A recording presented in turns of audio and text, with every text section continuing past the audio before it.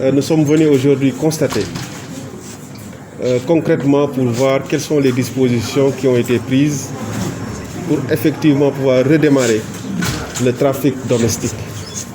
Je pense que vous tous, vous comprenez, vous savez très bien que le transport aérien, l'aviation civile a été durement frappé par la Covid-19 qui a pratiquement pollué presque au sol l'ensemble des aéronefs au niveau des différents aéroports du monde. C'est ainsi que, dans une perspective de vouloir faire redémarrer le trafic en commençant par les vols domestiques, il a été d'abord défini ce qu'on a appelé un protocole sanitaire qui est basé sur l'ensemble des pratiques édictées par l'Organisation de l'aviation civile internationale, mais également d'autres structures qui agissent dans le cadre du transport aérien, notamment l'IATA, EASA, pour élaborer certaines recommandations. Et le Sénégal, effectivement, en interne, s'est basé sur ces recommandations pour pouvoir effectivement élaborer un dispositif, comme l'a si bien expliqué M. le ministre, pour faire redémarrer le trafic, en commençant d'abord par le trafic domestique, pour enchaîner plus tard, lorsque les plus hautes autorités de ce pays le décideront, quand est-ce que le trafic international va commencer. C'est ainsi qu'aujourd'hui, nous avons regardé de bout en bout, d'abord l'arrivée. Il s'agit maintenant de limiter l'accès aux infrastructures aéroportuaires aux seuls passagers et au personnel navigant, pour éviter la contamination. Et ceci, nous lançons un appel à l'ensemble des populations pour que cela soit bien compris que c'est pour des buts purement sanitaires.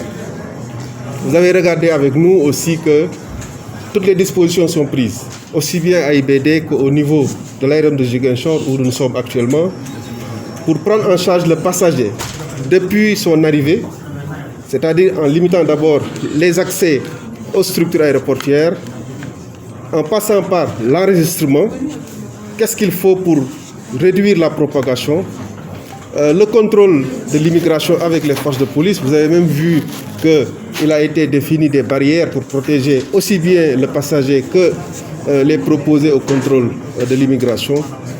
Dans tout le reste du circuit, les dispositions sont prises pour respecter les mesures sanitaires édictées par le ministère de la Santé, mais également toutes les organisations également internationales.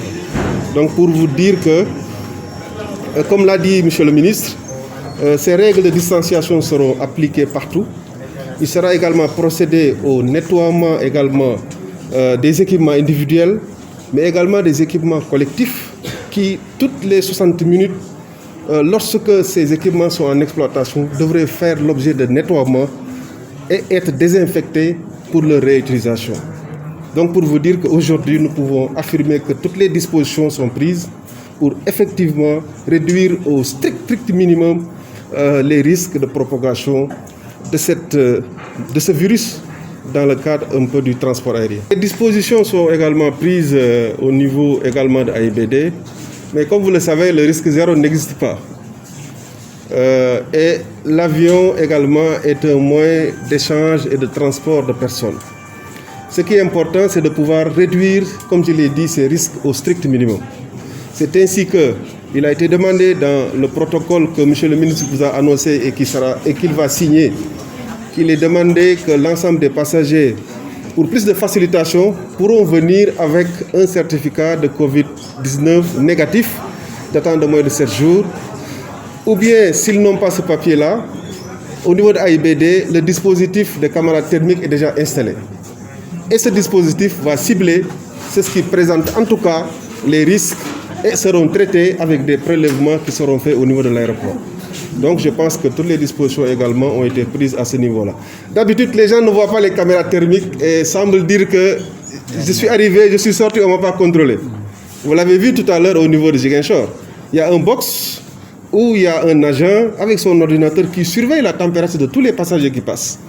Donc c'est des caméras qui quand même permet de travailler de façon très intelligente afin de pouvoir déceler quelles sont les personnes qui présentent le plus de risques possible. Voilà.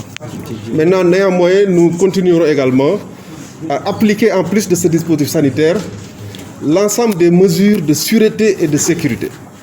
C'est la raison pour laquelle, comme je l'ai dit au début, nous demandons l'indulgence vraiment des accompagnants, que les personnes comprennent que nous sommes dans une situation très difficile et qui nécessite que seuls les passagers et le personnel préposé à l'exploitation et le personnel navigant, commercial et technique puissent juste accéder aux installations afin de limiter la propagation du virus. Ça aussi c'est extrêmement important et que les dispositions sont prises partout, dans tous les aéroports, pour que cela puisse être respecté.